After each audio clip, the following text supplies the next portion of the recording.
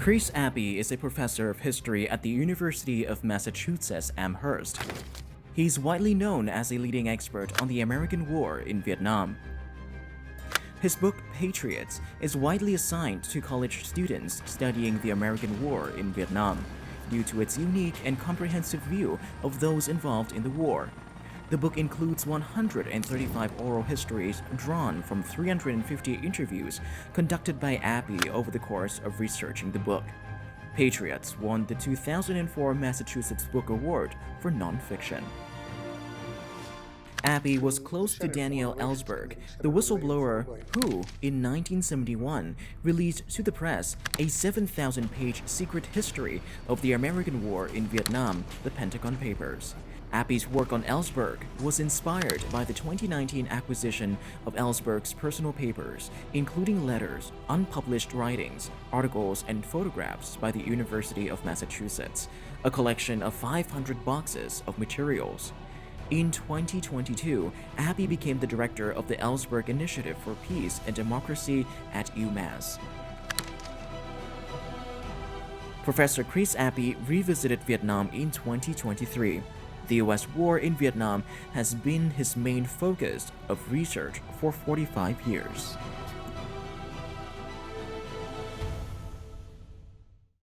The man you just saw from the clip is one of America's foremost Vietnam scholars. His work covers the vast scope of the American War in Vietnam, offering vivid snapshots of not only the political and military aspects of the war, but also its social, cultural, and psychological effects. His name is Chris Appy. By interviewing over 350 people, both American and Vietnamese, Professor Chris Appy was able to tell stories of superhuman acts performed by ordinary individuals and shed more light on the impact of the American War in Vietnam, his topic of interest since 1973. His teaching at different universities in the U.S. have encouraged many students to learn more about the war and contribute to promote the relationship between Vietnam and the U.S. First of all, thank you so much, Professor Chris Appy, for joining Talk Vietnam for the very first time. You're welcome. I believe Vietnam is a recurrent word to you. So how did it all begin? The American War in Vietnam created a kind of national identity crisis. Never before in our history had so many Americans questioned the use of American military force overseas. Never before had so many Americans doubted what the government was saying about the causes and conduct of the war. I came of age just in the heels of that generation, but even people like me could feel the drama of this moment of national soul-searching and questioning of this very controversial and difficult war. Although I didn't fight in the war, and I turned 18 the year the American draft ended, I nevertheless felt the kind of almost moral obligation to start studying it. So I felt it as not just an academic, scholarly pursuit, which it was, but also I felt it in a very personal, emotional way, that this was a kind of history I had an obligation to learn about and to write about, and eventually to teach younger students about. Right. What about the view of other historians on this war, on this topic? War is fought twice, once on the battlefield and once in memory. And historians are involved in debates about how we remember the past. I did increasingly find myself objecting to a growing trend in American memory, including quite a few historians, to focus only on the American experience of the war and what the war had done to us rather than what we had done in and to Vietnam. And there was a kind of a very common tendency in the decades after the war to think of it primarily as an American tragedy, and really to put to the side the Vietnam experience and understanding of the war. Although there are thousands of books that Americans had written about the war, many of them focused on a narrow aspect of it, and very few had really tried to ask this big question: how did it change us as a people, you know, in this very large way? And I came to the conclusion that no other event in our history, with the possible exception of our Civil War in the 19th century, had such a dramatic impact on our national identity. Even Americans who supported the war had to ask themselves, how did this, you know, this greatest nation on earth lose? So with your book, The Patriot, you came to Vietnam and interviewed Vietnamese people to have voices of Vietnamese people heard. Is that your approach? I, too, in the 1980s, was very focused on the American experience of the war. I learned a lot by interviewing, you know, many dozens of American veterans of the war. But at the end of it, I realized there were some things I wasn't learning. Primarily, well, what was it like in Vietnam for the Vietnamese? And I felt that was missing most of American culture. You didn't see Vietnamese stories being told in Hollywood movies or in TV shows or popular books. So the inspiration for doing Patriots was to collect as diverse, as wide a range of war-related experience as I could put between the covers of a single book. So I wanted to interview Vietnamese and Americans, not just former soldiers, but, you know, people who had been involved in policy making, journalists, medical people, anti-war activists in the United States, this huge sort of cast of characters. So, you know, I went around the United States and made 4 trips to Vietnam between 1999 and early 2001, interviewing Vietnamese about their experience of the war.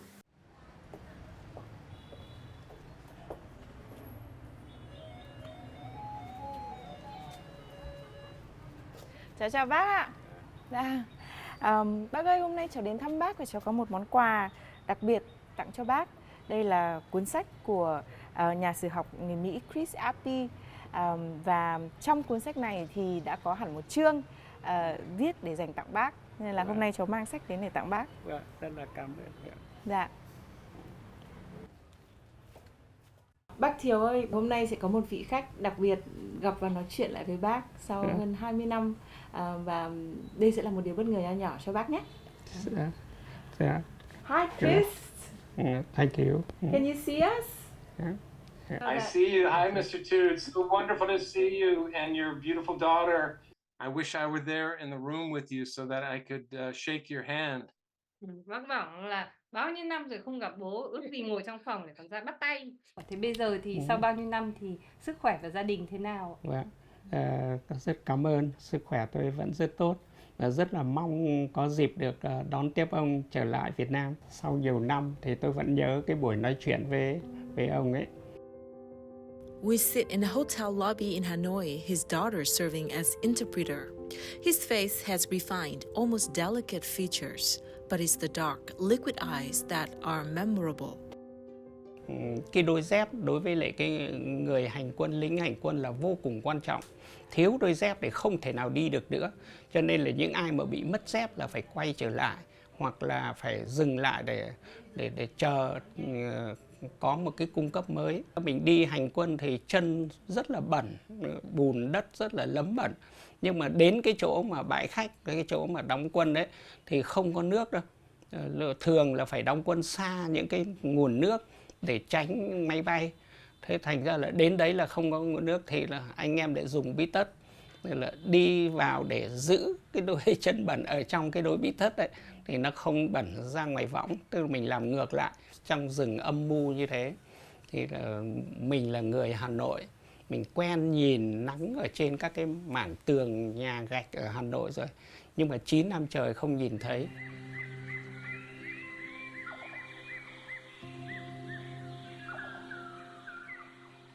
Đến cái ngày vào giải phóng miền Nam, từ trên Tây Ninh về, khi mà bắt đầu tiến vào Sài Gòn, tôi nhìn thấy một cái mảng nắng rất là vuông vức chiếu lên trên một cái bức tường. Nhìn thấy lập tức là mình nghĩ ngay đến Hà Nội. Đấy là một cái mà làm tôi rất là xúc động trong cái buổi mà tiến vào Sài Gòn. Mr. Thieu is a Hanoian. He graduated from the University of Fine Arts. What made the young Vũ Hy Thieu volunteer to go south after his graduation? Cái đầu tiên là cái ý chí. Lúc đấy thì có thể nói là trong tầng lớp thanh niên của mình, cái ý chí mà giải phóng miền Nam, thống nhất đất nước là ý chí cực kỳ mạnh mẽ.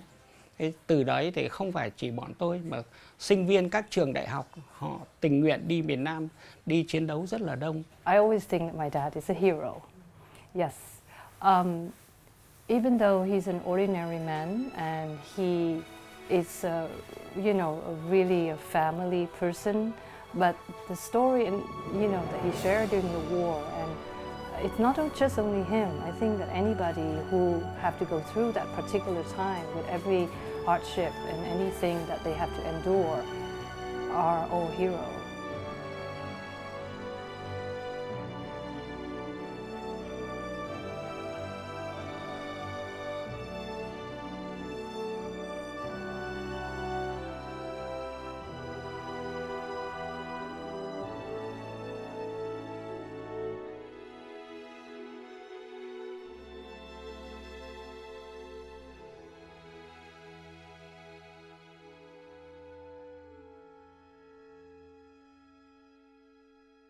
When and why did you think of portraying the Vietnamese voices in your book? I think the American view of the war, particularly in the decades after 75, after 1975, there was a kind of national desire, to put the war behind us and not think about the worst of it, but really to focus on trying to find a way to feel better about ourselves. And that took the form often of celebrating the military service of those who had fought in Vietnam.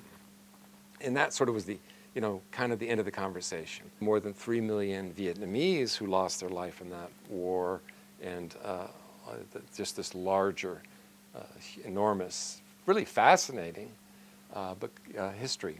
So you came to Vietnam in 1999, and it took you 5 years to interview Vietnamese people and Americans for your Patriots book. More than 350 interviews were done. Tell me what struck you the most. First, it was the greatest professional experience of my life.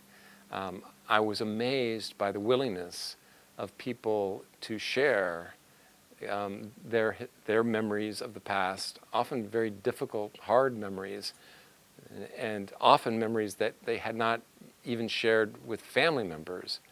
I might start with the story of Look How Die. He was a doctor, a physician, who directed a jungle hospital in the Central Highlands for 10 years. Americans think of a hospital as a multi-story building with sterile operating rooms, but he told me that his hospital that had 1,000 patients consisted of some 250 small bunkers that were scattered 30 meters apart, scattered over many, many kilometers. And it was done that way so that if an American bombing strike were to come over, it might destroy part of the hospital, but not the whole thing. When he did his operations, his surgery, he needed light because they were often doing it in the middle of the night. So he would have one of his staff members use bicycle pedals to pump a generator that would produce the light for the single bulb. And they had to, they just had to do, he told me they made makeshift medical equipment out of the scrap metal they found on downed American aircraft that had been shot down. They were often sprayed by American chemical defoliants that were used by the United States to try, it would kill the trees and the leaves, the foliage, so that American jets and bombers could have a better view. Agent Orange was the most, there were other chemicals, but Agent Orange was the most toxic and the best known. Once they felt the spray coming down, he would almost immediately have to give the order to move the jungle hospital at least 10 kilometers away and rebuild a whole new hospital, a whole new set of bunkers, and that happened 8 or 9 times in the course of the war. I also interviewed a group of 5 or 6 women who, as teenage girls, 16, 17, 18, joined this volunteer youth brigade to go out into the Trongsun Mountains, what Americans refer to as the Ho Chi Minh Trail. Their job was first, of course, to build the trails and cut down trees, but then more significantly to maintain those trails under very systematic, regular American bombing attacks, which would produce these huge craters in the trail. And so these young teenage girls and boys, but there are many tens of thousands of young girls, would have to rush out at any time of day or night to collect dirt and rocks to fill in the craters so that the next convoy of soldiers and trucks could come down the trail. And the conditions were really difficult. They also had to live off the jungle. They would literally scrape fungus and moss off rocks to eat because they were so hungry, and they often referred to these as aircraft vegetables because they were the only food left after the bombing strikes had killed so much of the other edible foliage. But what struck me in interviewing these women, they were then middle-aged women, is that they still had a kind of pride and almost joy in what they had achieved. With so limited resources and facing danger all the time and living in the jungle for years, what made you think they could do it? I asked them quite candidly. They all, without exception, and I believe them, said, well, we were young, but we really, we were patriotic. We felt that this was a just cause. And you can't just manufacture that. The author of numerous novels and creative nonfiction works, Wayne Carlin has explored the many sides of war based on his own experience in the Marine Corps in Vietnam in mid-1960s. He flew as a Marine helicopter crewman in Quảng Trị and Quảng Nam provinces. Surviving surprised me, basically.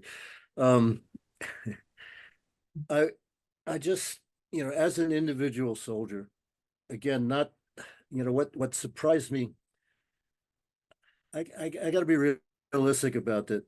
What surprised me more was learning about it afterwards, everything that had been done. When I was there at the time, what surprised me was how tough the enemy was. When we were sent to Quang Tri, it was the first time that we were meeting the regular People's Army of Vietnam, coming down from the north over to DMC. The first day of the operation we were on, we lost 5 helicopters.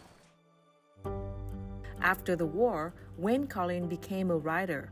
The experience of working with Vietnamese writers helped him realize a fundamental truth. It is only when you put a face on war and personalize it that you can truly recover from it. The encounter between Wayne and Vietnamese writer Lê Minh Khuê is an example. I had known, I'd met and known Lê Minh Khuê for a few weeks, and we never got into that question until one morning we were sitting at the breakfast table, and I finally asked her that. And so she talked about being on the trails east of Khe Sanh, working at a time when I would have been flying over that area. She told me she had been under that canopy at that time. And I remembered, one mission where we'd been told, shoot down into the trees. There's somebody down there. Couldn't see what the target was. I shot down into the trees. And when she told me that, and I looked at her face, I could have killed this woman. And what a terrible thing that would have been. Everything that was hidden, suddenly there was this human face, looking at me like it had come out of the jungle. Veterans of the American War in Vietnam, like Wayne Carlin, have done more than anything to teach us about reconciling and making peace with former enemies. He's been coming back to Vietnam since 1994, and as a writer, a novelist and writer, he's met many Vietnamese writers and also military veterans, and they've done many collaborative projects and found a way to replace the wartime hostilities with memories, better memories of peace and reconciliation. When I looked at the title of your book, The Patriot, and I looked it up, the definition of patriot, does it imply patriotism? I use that title to be a little bit provocative, to make people do just what you did, go look it up and try to think about the various ways in which patriotism can be defined. And in the United States, too often, in my opinion, patriotism is often thought of as kind of not just love of country, but a kind of uncritical obedience. There was also a contrary definition of patriotism, which is that it is, you love your country because you want to hold it to its highest ideals. You want to hold it accountable and responsible to achieving, its greatest hopes and dreams and ideals. And certainly, the Vietnamese could not have been victorious over the greatest military power in the world had there not been a fervent patriotism that inspired millions of Americans to endure such amazing suffering and sacrifice for year after year after year.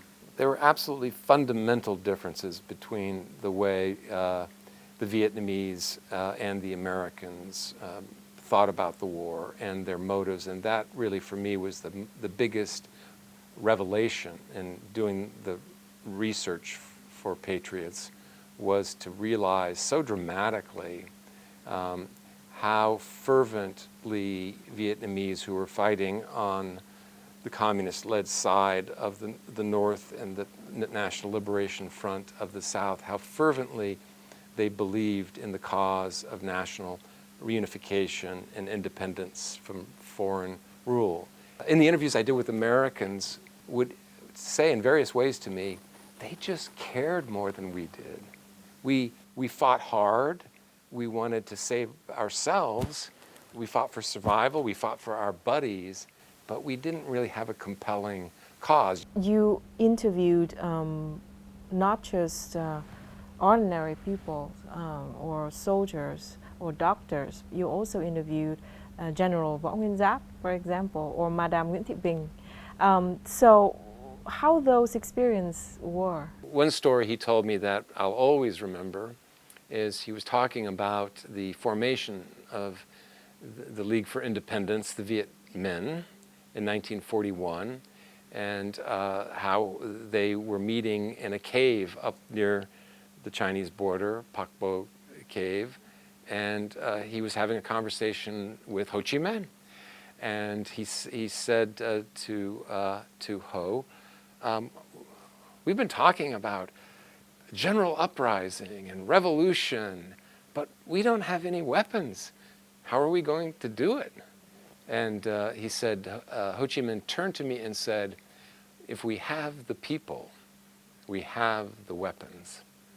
Which, I think is such a revealing statement. And I think what he meant is, yes, eventually we will need weapons, but the people themselves are a kind of weapon. If you don't have the support and the allegiance of the people, weapons are irrelevant.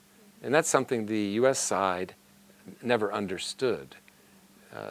Because the U.S. had this extraordinary arsenal of B-52 bombers and helicopter gunships and napalm and chemical defoliant, there was always this sort of, even when things were going bad, they hung to the belief that every country has a breaking point, and at some point, if we just use enough firepower, they will surrender. But in fact, the opposite was true. The more aggressively and violently the U.S. waged the war, the more I think opposition was created. So Ho Chi Minh was right. And if you want a brief explanation for why the United States was defeated in Vietnam, is that the United States had instead to rely entirely, basically, on military power, which means if you're willing to just continue to delay defeat and produce and sustain many casualties. And at a certain point, there was no longer any political will for that in the United States. The American people, by 68 and 69, a majority of the Americans decided, at very least, this war is not worth the cost in lives and money. And a growing number of Americans said it's not only a kind of an unwinnable war that's too costly, but fundamentally immoral and unjust. I want to ask you a question about the strength of the Vietnamese army. The southern guerrillas and the regular troops of the north were often described by American officers as some of the most skilled soldiers in the world, maybe in history. So they really learned from a long experience how to use the advantages they had against a much more powerful military. So they learned how to, for example, hide and set ambushes and wait for the more powerful enemy to come through a territory that they knew, and where they had dug tunnels or found hiding places, and then to hit quickly and then leave. There was a phrase in the Vietnamese military called, as a part of the tactic, was cling to the belts of the enemy. Then they were smart enough to know from experience that if they remained on the battlefield for longer than 10 or 20 minutes, the Americans would call in gunships or airstrikes, so they would hit and then they would leave to fight another day. And they also became very expert at attacking in the middle of the night at American positions. Even the United States military had to admit that their opponents determined the time, place, and duration of almost every firefight, 3 out of 4. So Americans are off loudly tromping around this unfamiliar countryside, and they can't find the enemy. And it's very frustrating. It made them, frustrated, angry, and made them feel, despite their weapons, kind of vulnerable to this unfamiliar world. My name is Aiden Vung Ang Din. I'm a Vietnamese American, and now I'm a junior at Georgetown University studying history.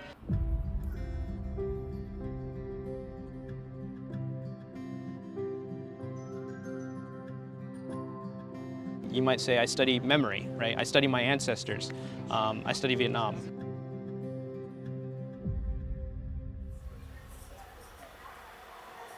The American war in Vietnam and its legacy is a topic of interest for Aiden.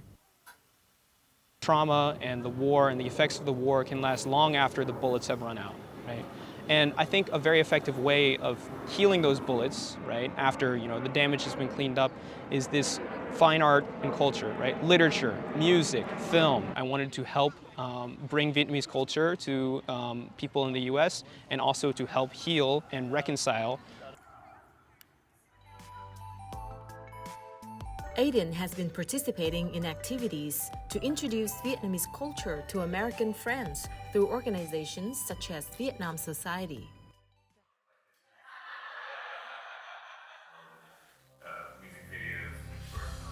Tony Bui is a Vietnamese American film director, most famous for his film 3 Seasons, which was the first Vietnamese movie debuted at the Sundance Film Festival and became the first film to win both an audience award and a grand jury prize. Tại vì Tony sống ở Mỹ, mấy cái phim mà Tony coi mà liên hệ Việt Nam là chỉ phim chiến tranh, mà mấy cái phim đó là qua mắt người Mỹ không à. Lúc mà Tony nhỏ lớn á, Tony coi phim đó, Tony thấy là tại sao mấy người Việt Nam luôn luôn mà trong cái phim là thực ra không nói tiếng Việt Nam, chạy vòng vòng bị bắn, hay là mặc pajamas lại trò chạy trong rừng, không có một cái character nào mà Tony thấy là thật. Lúc đó là Tony nói là Tony mà làm phim, Tony muốn đổi cái đó, để hết sức vô làm cái phim Ba Mùa, để cho người không phải nước miệng mà thế giới thấy người Việt Nam, thấy nước Việt Nam khác. Là không phải Việt Nam là chỉ chiến tranh, ba cái điều quan trọng cho nên quay trong nước Việt Nam rất quan trọng. Mấy cái phim kia là quay nước Phi, nước Thái Lan này kia. Số 2 là Tony muốn xài diễn viên Việt Nam thật. Số 3 là phải nói tiếng Việt Nam thật. Jewel of slow cinema, an uncommonly strong debut from the Vietnamese director, or one of the best movies of this young year, were headlines by The Guardian, New York Times, and Los Angeles Times when they talked about the movie Inside the Yellow Cocoon Shell from Vietnamese filmmaker Phạm Thiên Ân. The movie is the winner of the prestigious Camera d'Or for Best First Film at Cannes Film Festival 2023.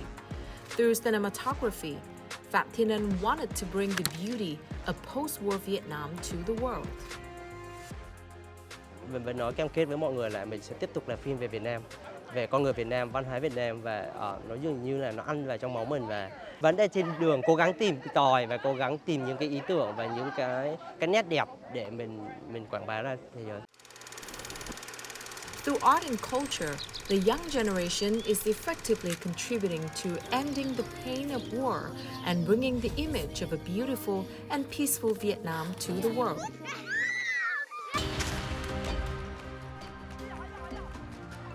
As a country that went through wars to protect its independence and sovereignty, Vietnam cherishes the value of peace and stability. And that value is cultivated by the young generation from all walks of life, through small actions but with great impact, creating miracles.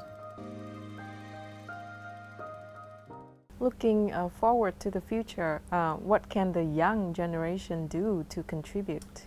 It would be great if younger people start to share other interests, whether it's sports or music or poetry, not just refighting or studying conflict, but other moments, areas of human activity where you can create a sense of common humanity. I think in the past, I say 15 years, we see a lot of Vietnamese students studying abroad in the U.S. Do you have many Vietnamese students in your class, and how do they react to the subject?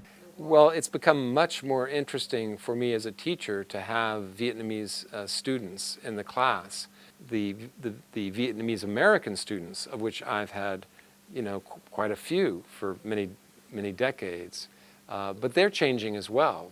I mean, decades ago, many Vietnamese Americans came from families, particularly that first generation, came to the United States with really hard, even angry feelings.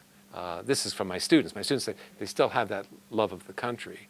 But the students, particularly now we're into third and generation since the war, they're much more open-minded about, curious about the history, but they come to it without any fixed position. American students still have a lot of curiosity about the war, even though if they have a family connection to the war, it really tends to be a grandparent now. It's hard to know why. I think they just sort of intuitively understand that this was a time of great political and moral turmoil. They're looking for examples of moral courage. I think that can be inspiring to them as they have their own doubts. How do you build peace? How do you solve problems of human conflict? So does it make it more challenging to teach history and trying to make sense of history to the younger people?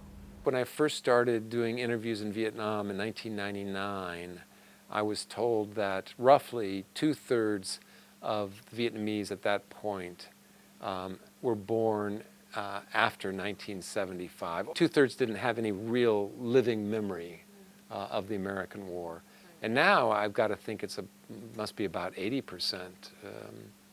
And increasingly that's the case in the U.S. too. But you don't have to experience something directly to understand history.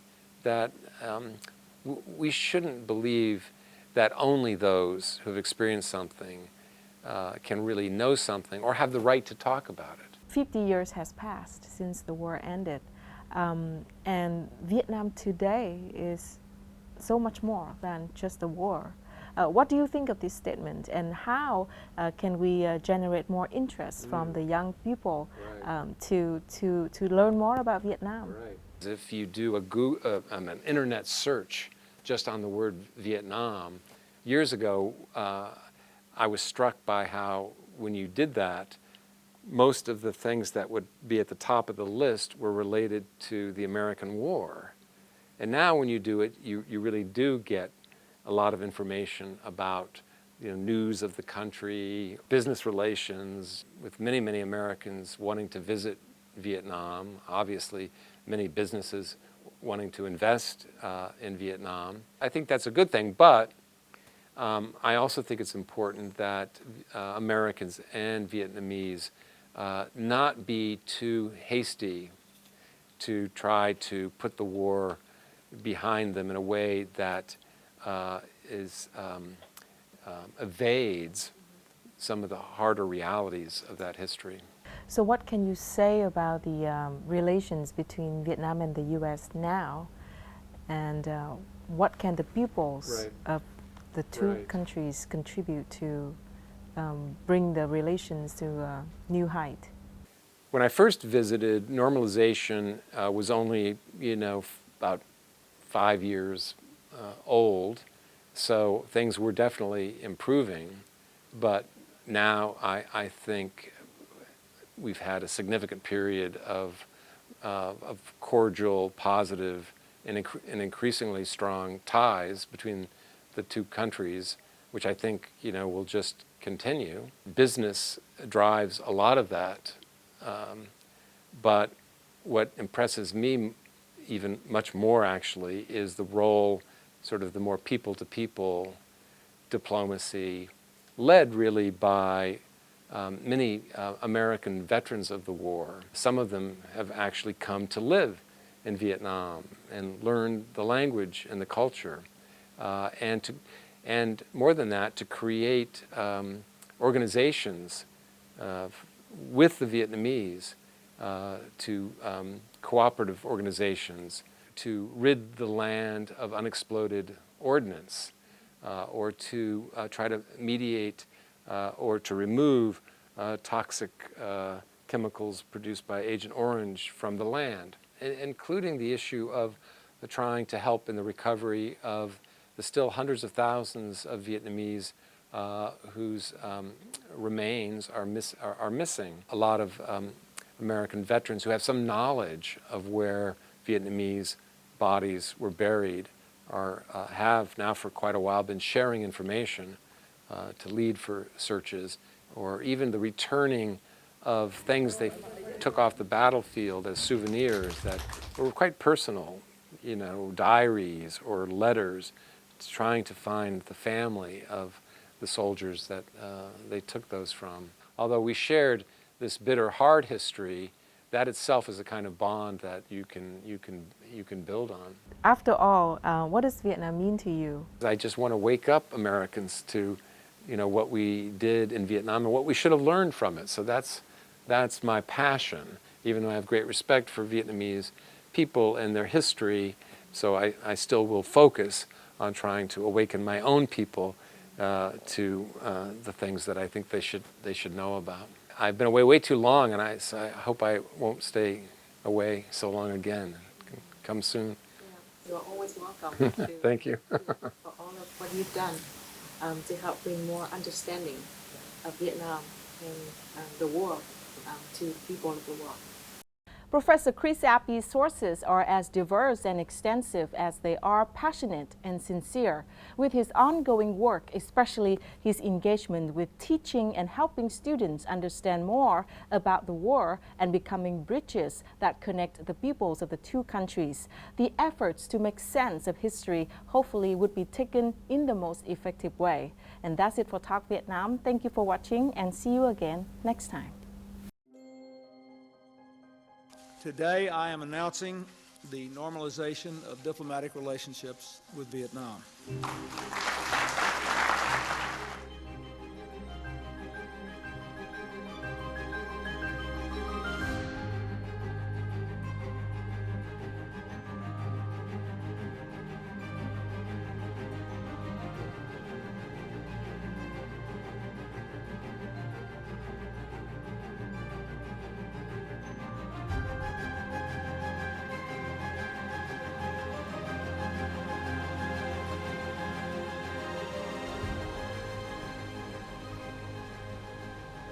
Tôi và ngài Tổng thống Joe Biden đã thay mặt hai nước vừa quyết định thông qua tuyên bố chung nâng tầm quan hệ Việt Nam-Hoa Kỳ lên đối tác chiến lược toàn diện vì hòa bình, hợp tác, phát triển bền vững.